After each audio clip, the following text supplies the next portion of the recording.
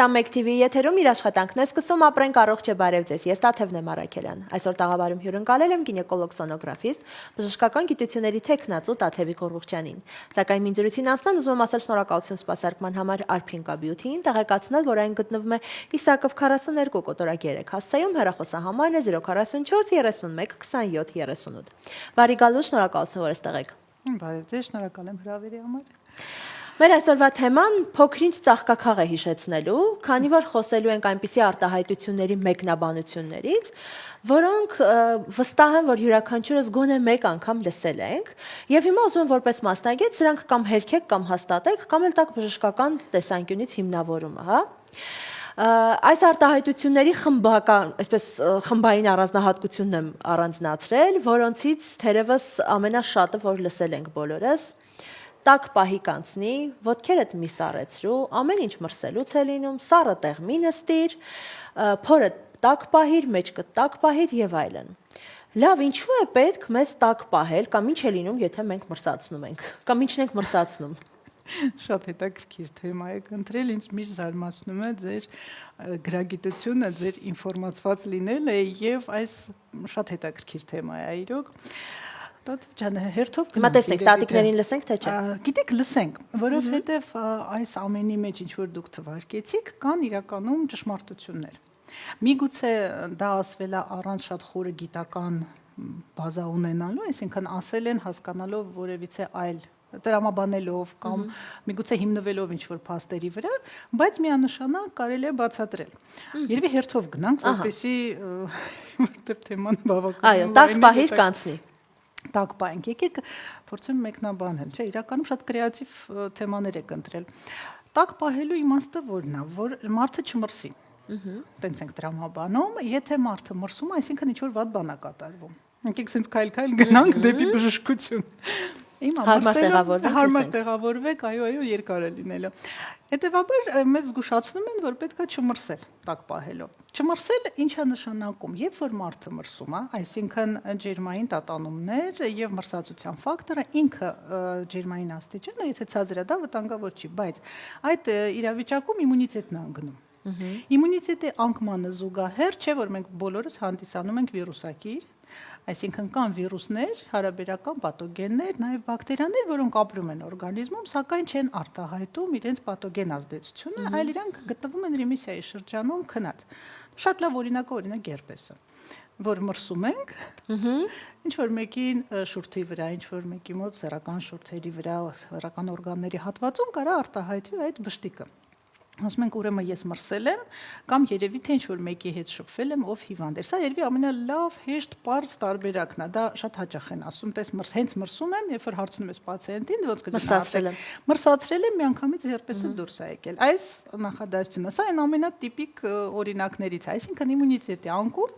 եւ պաթոգենը, վիրուսը, որը ապրում է, իրան շատ լավ պայմաններ է ստեղծվում, որպեսզի ինքը արտահայտվի։ Իսկ պրովոկացիա է ենթարկվում։ Դա միայն ֆակտոր է։ Այո, դա պրովոկացիոն ֆակտոր է մրսելը։ Հետևաբար որ ասում են տաք պահի, նկատի ունեն մի մրսի, որպեսզի չարտահայտվեն այն պրոցեսները, այն քրոնիկ երևույթները, որոնք ապրում են օրգանիզմում։ Իսկ ոտքերը, հատկապես տատիկներն ու մայրիկները մեծ ուշադրություն են դարձնում ոտքերի տաք լինելուն։ Մենք հաճախ ենք չէ՞ լսում, հատկապես աղջիկներին, դե քանի որ հյուրը գինեկոլոգ է, բնականաբար ուղղվածությունն էլ էս կողմ հա պիտի գնանք, հատկապես աղջիկ երեխաներին ասում են ոտքերդ որ սառացնում ես, ամեն ինչ դրանից եղավ, ոտքերդ տաք պահիր, անընդհատ ասում են գուլպաներ հագիր, հողաթափեր հագիր, ոտքերի սառացնելը ինչ է լինում եւ ինչու ենք հատկապես ուշադրություն են ոտքերի վրա։ Երևի ոտքերից է սկսում սառելու process-ը։ Ոտքերը իրականում, ոտքերը փորի հատվածը, մեջքի հատվածը իրանք հատուկ ուշադրության կենտրոնում, որտեղ ձեռքերը սառացնելուց ոչ մեկ չի ասում, որ սկսվում է ինչ-որ process։ Արյան շրջանառությունը ստեղ կապ ունի, այսինքն կամ սառը տեղ նստելիս, սա էլ է շատ ասում։ Այո, դա էլ արյան շրջանառությունը եւ այդ հատվածը, այդ լոկալ հատվածը ինքը սկսում է այելի մենք գնում ենք դեպի իմունային համակարգի անկում, մենք գնում ենք դեպի անոթների սպաստիկ վիճակ, սնուցման խանգարում եւ հետեւողական այտենց հերթականությամբ շղթան աշխատում է։ Այսինքն մենք միևնույնն է ցանկացած հատվածի սառեցման պարագայում մենք ունենք այդ իմունիտետի անկում, մենք ունենք անոթների սպաստիկ վիճակ, մենք ունենք, այսինքն արյան շրջանառության խանգարում եւ ելի գնում ենք դեպի նա, որ ինֆեկցիոն եւ վիրուսային process-ները սկսում են ակտիվանալ այդ ընթացքում։ Գի ոտքերը ավելի ուշադրության կենտրոնում են որպես ստորին վերջույթները, որտեղ արյան շրջանառությունը շատ կարևոր է փոքր կոնքի հետ կապված։ Ավելի քան եթե դիտարկենք ձեռքերը կամ գլուխը սառացնել կամ քիթը ականջը, եթե ձմեռը դիտարկենք, դա ավելի լոկալ է, իսկ ոտքերի հետ կապված, այսինքն արյան շրջանառության հետ կկապեի դա։ Ճիշտ են ասում։ Դա էլ են ճիշտ ասում, որովհետև եթե ոտքերը սառացնենք, իհարկե տենց ախտորոշումներ չեք դնում այսօր, բայց դաշտանային ցիկլը կարող է եւ ցավոտ լինել։ Ստեղ էլի կապը կա, պրոստոգլանդինների հետ կապը կա, իմունային համակարգի հետ կապը կա։ Երևի թե իրանք ուղղակի ավելի շատ ապացուցողական բժշկության հիման վրա են այդ ամենը ասել, այսինքն նկատել են, որ եթե մարդը մրսում է, սկսում է ցիստիտ, բայց չեն խորացել, որ եթե մարդը սառը տեղ մի նստի, այսինքն նստում ես ավելի մի անգամից այդ հատվածը, ստորին հատվածը, շեքի հատվածը, փոքր կոնքի օրգանները սառացնելով իմունիտետի անկում եւ այստեղ ցանկացած արդեն նույնիսկ ոչ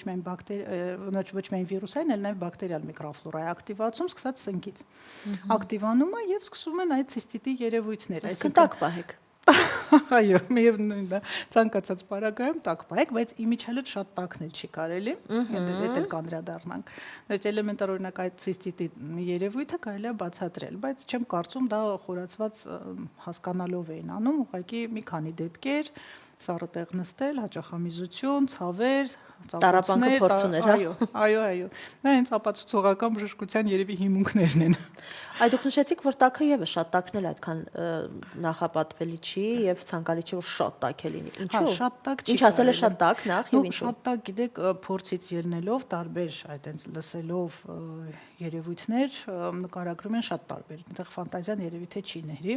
տակ կաթի վրա նստել, տակ ձվի վրա նստել, հա, ինչ որ տենց բաներ, ես ճիշտ ասած հիմա չեմ առնչվում, բայց եղել են փորձի։ Լավ, մի հուշեք։ Ասա չէ, եկեք չբարձրաձայնեմ, այդ ամենը անել չի կարելի, կամ որևիցե խնդիր եւ այդ հատվածում կիրառել տակ դնել։ Եթե բժշկի հետ չեք խոսացել, ոչ մի պարագայում չդնել, որովհետեւ տակը ունի իր բարդությունները։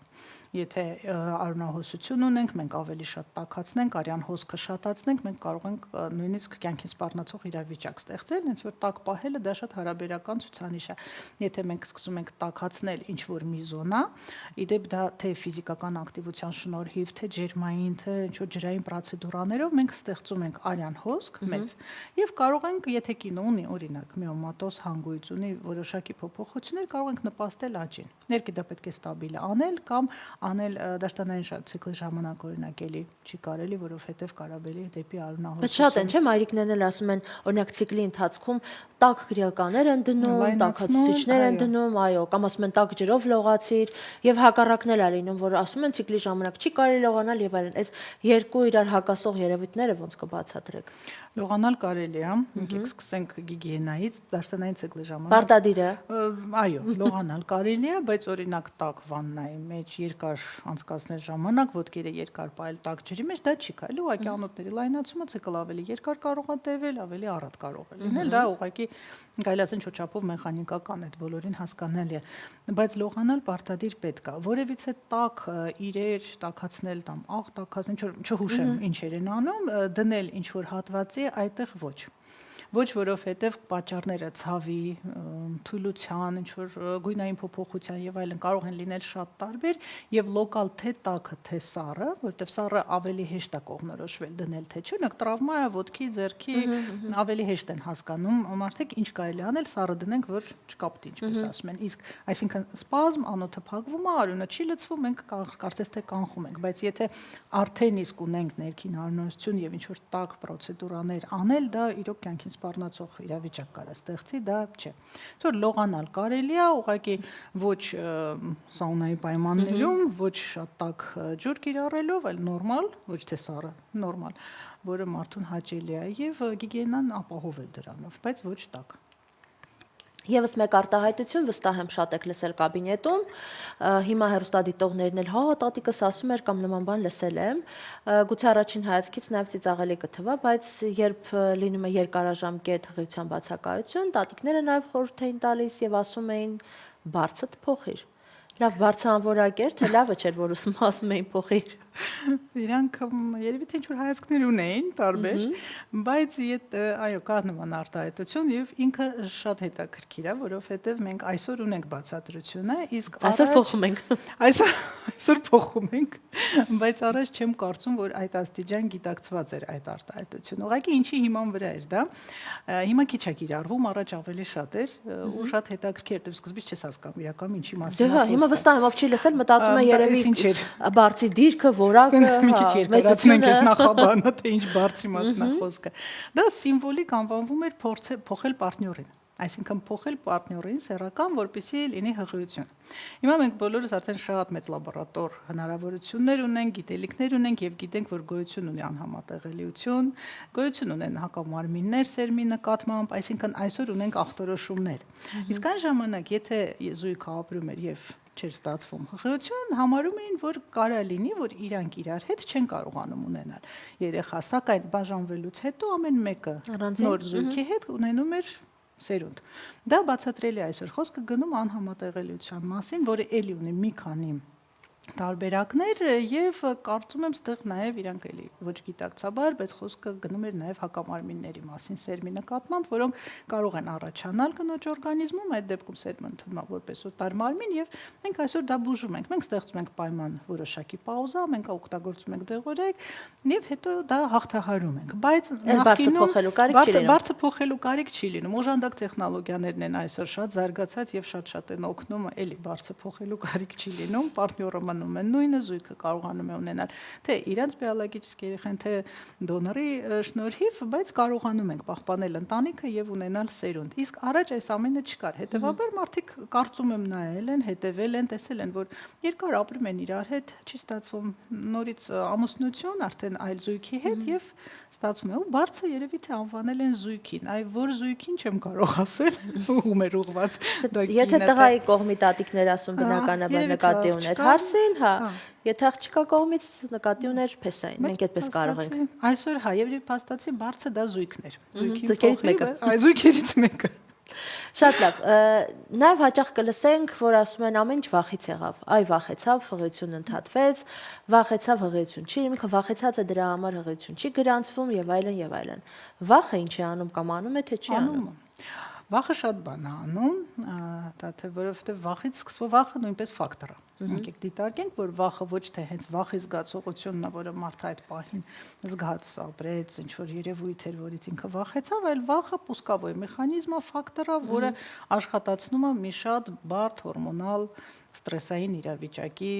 ստեղծումը օրգանիզմում, այսինքն վախի ազդեցության տակ սկսում է մեկնարկա բավականին լուրջ, որը կարող է բերել թե գենետիկ ժառանգական առումով մարդու մոտ արկա հիվանդությունների սկիզբ, թե կարող է ժառանգական հիվանդության սկիզբ։ Իհարկե, եթե օրինակ կա ժառանգաբար, շաքարային դիաբետը դիտարկենք եւ մարդը գտնվում է այդ ստրես, չասենք հենց վախ, որովհետեւ ինչ որ մի բան տեսնել, վախենալ, դա հարցի մի կողմն է, բայց եթե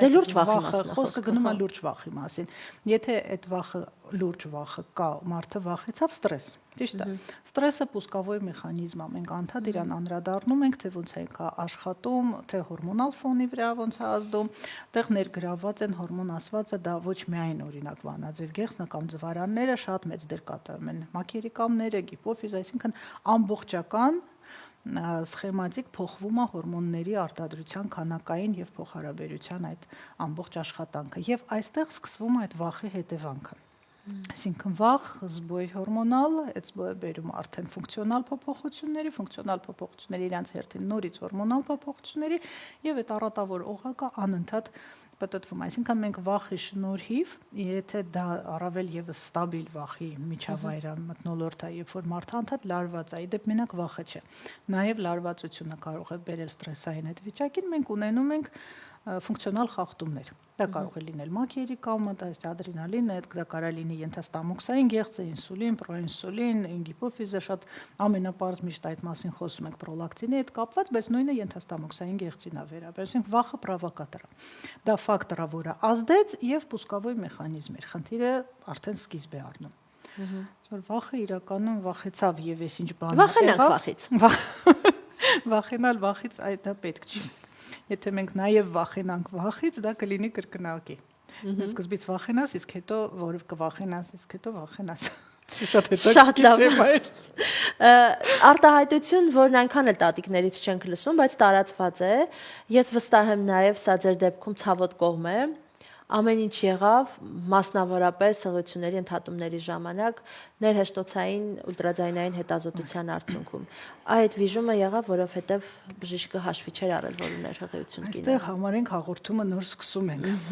Տաթև ջան կա։ Ես կարծում եի, որ չկա, բայց առնչվել եմ այս վերջերս էլ այս թերի այդ կեղծ միֆային կարծիքի։ Չկա նման բան նախ։ Ուլտրաձայնային հետազոտությունը ինքը լիովին անվտանգ ոչ մի Իդեպ նաև վերջերս լսել եմ, որ ներհեշտոցային ուլտրաձայնային հետազոտման արդյունքում, եթե սա արվում է վաղ փուլում, սա կարծում եմ գագաթնակետներ միֆերի, որ երեխայի մոտ կարող է աուտիզմ առաջանալ։ Դա չեմ լսել։ Դե իրազեկում եմ ձեզ։ Շնորհակալություն, բայց ավելի լավ է չլսեի։ Չէ, նման աշխատանքներ չունենք այդ միանշանակ, իսկ ինչ վերաբերվում է ուլտրաձայնային հետազոտությանը, ինքը անվնաս է, շատ փոքր դոզան նույնիսկ ինքը բուժիչ էֆեկտ ունի, բայց այդ մասին չենք խոսում, հետազոտությունը նամանդ այսօրվա սարքավորումները իրանք միանշանակ անվտանգ են։ Ոչ մի խնդիր հղիության անկախ ժամկետից երբ մենք դա սկսում, то есть մենք այսօր կարող ենք 2+ շաբաթականը տեսնել պտղաձուն արդեն կետիկի տեսքով ուլտրաձայնային հետազոտություն անելով եւ դա ահա որ մեծ հնարավորություններ է մեզ տալի կանխարգելիչ հետազոտություն որպես, այսինքն եթե կինը նախկինում ունեցել է խնդիր կամ մենք մտածում ենք, որ այս պահին հնարավոր է, մենք արդեն տեսնում ենք լոկալիզացիան, մենք կարող ենք ասել, որ դա արգանդի խոռոչում զարգացող հղիություն է, այսինքն կա պտղաձուն։ Երկրորդ զոնան տալիս է մեզ հնարավորություն հաստատել, որ դա արդեն իսկ զարգացող հղիություն է եւ տեսնել նույնիսկ այնքան փոքր չնչին խնդիրներ, ինչպեսին են սկզբնական շրջանում իհարկե գիմատոմաները եւ կանխել իրանց աճը, մենք կարող ենք տեսնել զարգացման խնդիրները, մենք կարող ենք տեսնել որոշակի առատներ, անսահման հնարավորությունը եւ որպես դիագնոստիկ մեթոդ ինքը չունի իր նման որևիցե այլ ալտերնատիվա։ Այսինքն ներհեշտոցային ուլտրաձայնային հետազոտությունը թե գինեկոլոգիայում թե հղիության առաջի եռամսյակում ինքը անփոխարինելի է։ Դու կարող եք ունենալ ԽԳ չեն դրական, տեստեր դրական, սրտխառնոց գլխացավ գլխապտույտ, ուրախանալ եւ պարզվի, որ արտարգանդային հղիություն է։ Մենք դա կարող ենք տեսնել։ 2-3 շաբաթականում նման բան տեսնել, ախտորոշել, կանխել, եթե նույնիսկ ամենավատ դեպքը դիտարկենք արտարգանդայինը, մենք կարող ենք պահպանել ձվարաններ եւ փողեր, այսինքն ամեն ինչ այդ առումով արվի։ Որպես դիագնոստիկ միջոց ինքը հրաշալի մեթոդ է եւ իրեն կիրառելը դա միայն օգուտ է հենց մեր կանանց եւ ապագա բալիկներին։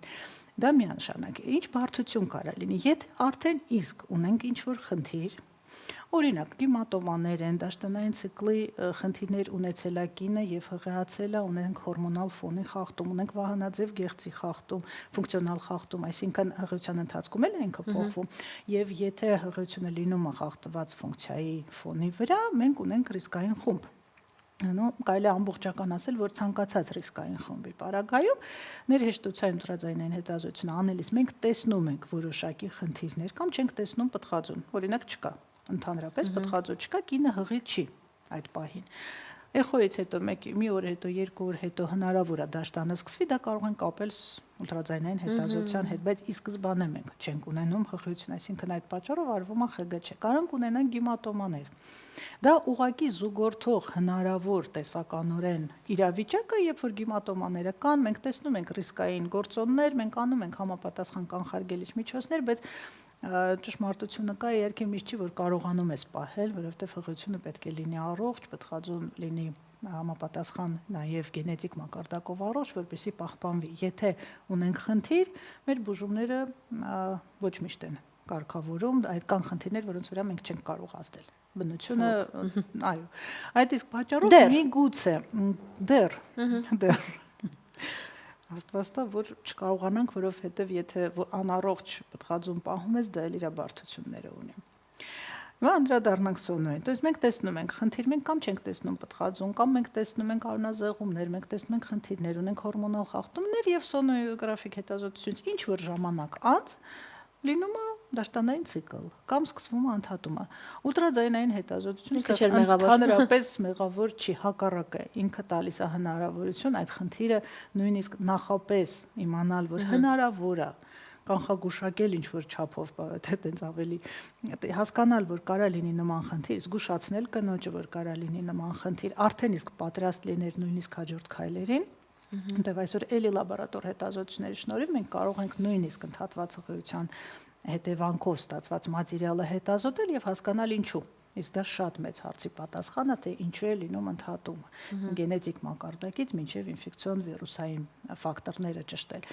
Այսինքն էլի մեզ տալիս է նույնիսկ վատ տարբերակով, եթե ընդհատումը գնում ոչ սոնոգրաֆիկ հետազոտության հետևանքով, այլ բնական գնում է վիժման նշաններ։ Միևնույնն է պետք է լիներ, մենք կարող ենք սոնոյով տեսնել պատճառը եւ նախապես թե հոգեբանորեն կնոջը օգնել, դա շատ կարևոր ֆակտոր է, եւ թե բժշկական տեսանկյունից ճիշտ կազմակերպել մեր քայլերը։ Սոնոգրաֆիկ հետազոտությունը միանշանակ ինքը վտանգավոր չի եւ ձեզ ասեմ մի միֆ էլ կա, որ սոնոգրաֆիկ ներհեշտության ուլտրաձայնային հետազոտությունը անելիս դա նույնպես լսել եմ պացիենտից, դատչիկը տվի չէ մինչև արգանդը հասնում արգանդի մեջ, ոչ մի պարագայում, մեզ պետք է ընդհանրապես շատ փոքր հատված, մինչև 10 սանտիմետր, 12 տեղադրել հեշտոցամուտքից ներս եւ մենք արդեն տեսնում ենք ամբողջական պատկերը։ Մենք տեսնում ենք փոքր կոնքի օրգանները, մենք տեսնում ենք ձվարանների ստրուկտուրան, արգանդի մարմինը եւ շատ լավ տարբերակ է երկի արգանդի խորոչում պտղածու։ Շատ լավ, ես հիմա ուզում եմ ամփոփելով այսօրվա մեր զրույցը, խորհուրդներ առանձնացնեք այս եղանակի հետ կապված, որովհետև կանայք, երիտասարդ կանայք շատ հաճախ կոմֆորտը,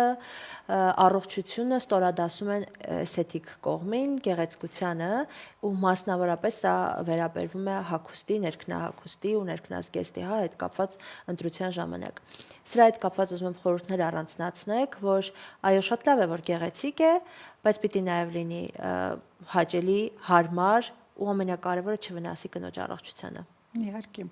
այստեղ շատ նուրբ թեմաներ կարելի է նորից քննարկել, խոսքը գնում է ինտիմ հագուստի մասին, ինտիմ զոնայի պահպանման մասին, ներքնազգեստի մասին, որովհետև դա շատ կարևոր է եւ